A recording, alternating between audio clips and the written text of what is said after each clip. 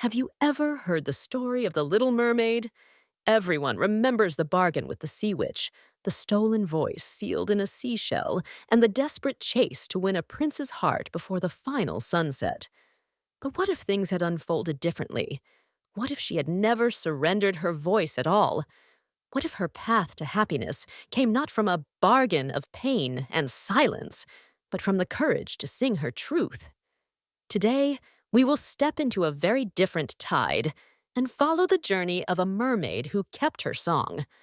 Deep beneath the waves, where coral palaces glimmered like jeweled cathedrals, lived Ariel, a mermaid unlike the rest. She had been told again and again that her voice was a treasure more valuable than pearls. Trade it for legs, her sisters whispered. Trade it for love. But Ariel shook her head. Her song was not a coin to be spent, but a part of herself she could never abandon. It carried her dreams, her defiance, and her heart. One night, a storm raged like a beast with iron claws. Waves devoured ships whole, and lightning slashed the sky. Ariel spotted a young prince flung into the sea. Without hesitation, she darted through the fury, lifted him in her arms, and carried him to the sand. His chest rose faintly, life almost gone. Kneeling beside him, Ariel sang, not words, but a melody shaped like sunrise. The boy breathed again. When the prince awoke, the singer was gone. He did not see her shimmering tail, nor her worried eyes, for she had slipped back into the sea before the guards arrived. Yet something remained. Not her face, not her form, only a voice. A voice that lingered like warmth after fire, like dawn remembered in the middle of night. He whispered to himself, "Whoever she is, I will find her." Back in her father's palace, Ariel faced the familiar counsel. "Go to the witch," urged her sisters. "She will grant you legs, and with silence you will walk among men." But Ariel lifted her chin. "I will not cut away my own song.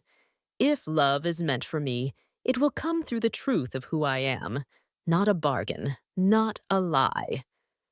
Her words sank like anchors. In a cavern where eels slithered and candles of bone burned low, Ursula listened. A mermaid refusing to pay the price? Such defiance was dangerous.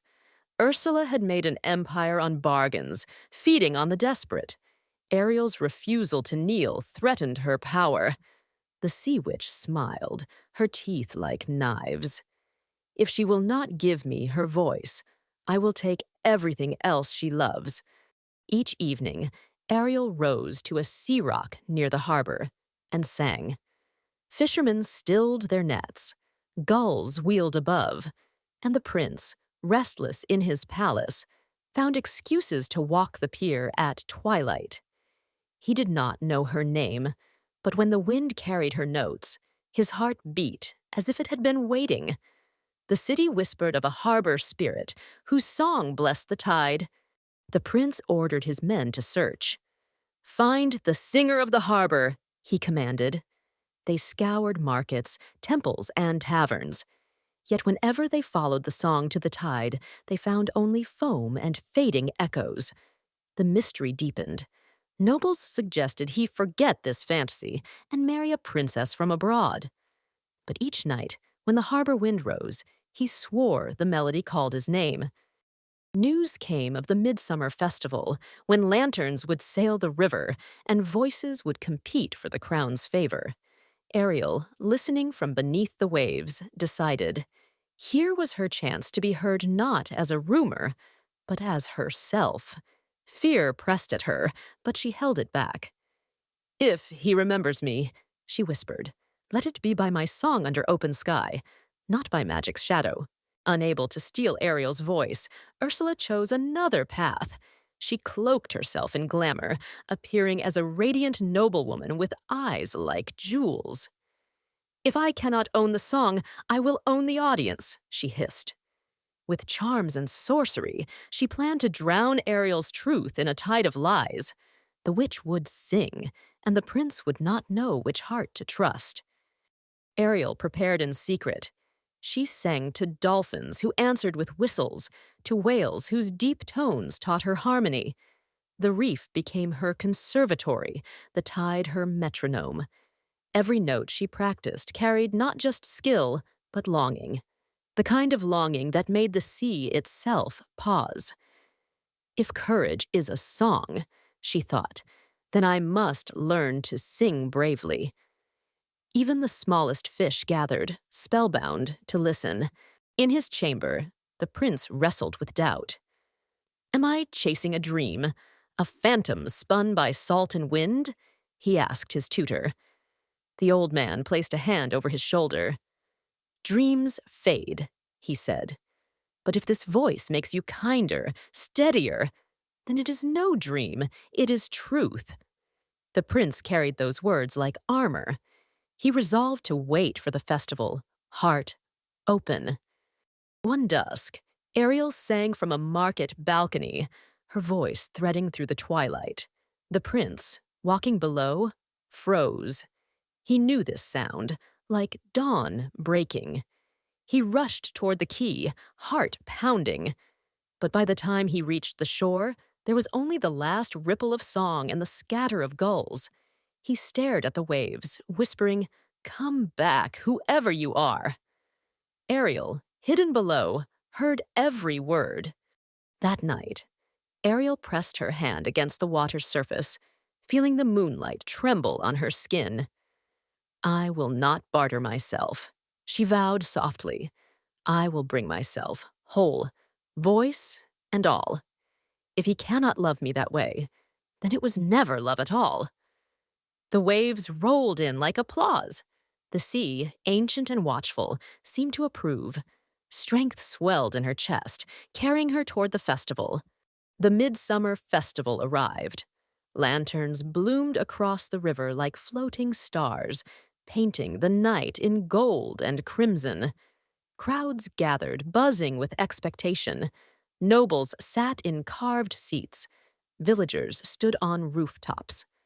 The prince, dressed in silver, took his place as judge. Among the arrivals was a striking woman in glittering robes, Ursula in disguise. She smiled with poison sweetness, determined to outshine whatever voice dared to rise against her. When Ursula sang, the air shimmered unnaturally.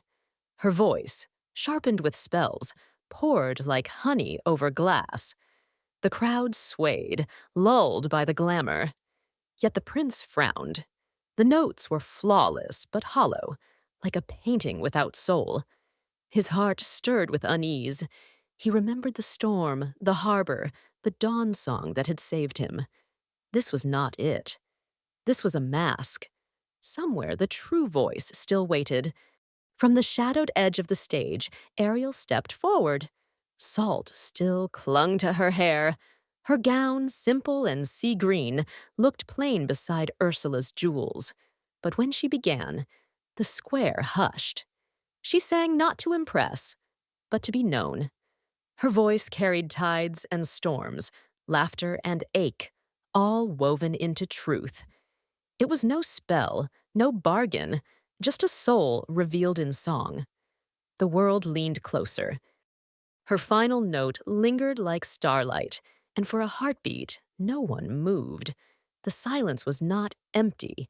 It was listening. Then, slowly, the prince rose from his chair, eyes blazing with recognition. This was it. This was the voice of dawn, the melody that had called him back to life. His chest ached with relief. I've found you, he whispered. Though the roar of the crowd nearly drowned him, Ursula's glamour flickered, unable to withstand the resonance of Ariel's truth. Cracks veined her jeweled facade, revealing shadows beneath. Gasps rippled through the square as people saw two women, one plain but radiant with honesty, the other dazzling but dripping with deceit. The witch snarled, struggling to hold the mask. Yet the crowd was turning. their hearts already swayed, not by sorcery, but by the raw courage of a mermaid who had never silenced herself. Enraged, Ursula dropped her glamour and shrieked, "If the crowd will not be mine, then let them drown." She raised her hands, and a black squall cracked the sky. Lanterns hissed out, boats buckled against the pier. The festival turned to chaos as waves leapt higher than rooftops. The prince drew his sword, useless against the storm. Only Ariel's voice cut through the terror, steady as a lighthouse flame. Ariel stood firm, hair whipping like seaweed, and sang into the gale. Her song did not deny the storm, it reshaped it. Winds bent, curling around her notes, forming a corridor of calm that sheltered the frightened crowd. Boats, moments from capsizing, drifted gently back to safety. Mothers clutched their children. Sailors crossed themselves. They would later swear, it was not steel or fire that saved them, but a song. The prince, though powerless against magic, rallied his men. "Hold the pier! Protect the people!" he shouted. Shields locked, sailors braced against the spray. Side by side with them, he faced the fury, not as a ruler commanding obedience, but as a man standing with his people. He turned toward Ariel, singing amid the storm, and realized this was no fantasy. She was real. She was strength. She was hope. From the deep rose King Triton, trident blazing with wrath. He had felt the storm shake his kingdom. Ready to strike Ursula down, he lifted his weapon. But Ariel raised her hand. "Not with anger, father. Not with hate. Listen." Her voice entwined with the wind, soft yet unyielding. Triton faltered. In his daughter's song he heard not rebellion, but wisdom. Sometimes power lay not in force, but in mercy. Ursula shrilled a dirge, heavy with despair, trying to drag hearts into darkness. Ariel answered with a duet. Her own voice joined with the prince's, one for sea, one for land. Their harmony braided into a bridge no curse could snap. The crowd, first trembling, lifted their voices too. Together, they drowned the witch's lament in truth. Magic cracked. Chains around lost souls shattered like reeds. Light surged through the tide. The waters churned with freed spirits. Sailors, merfolk, and wanderers Ursula had bound in contracts. They rose like silver sparks, sighing in relief before drifting to peace. Fishermen felt their nets grow lighter.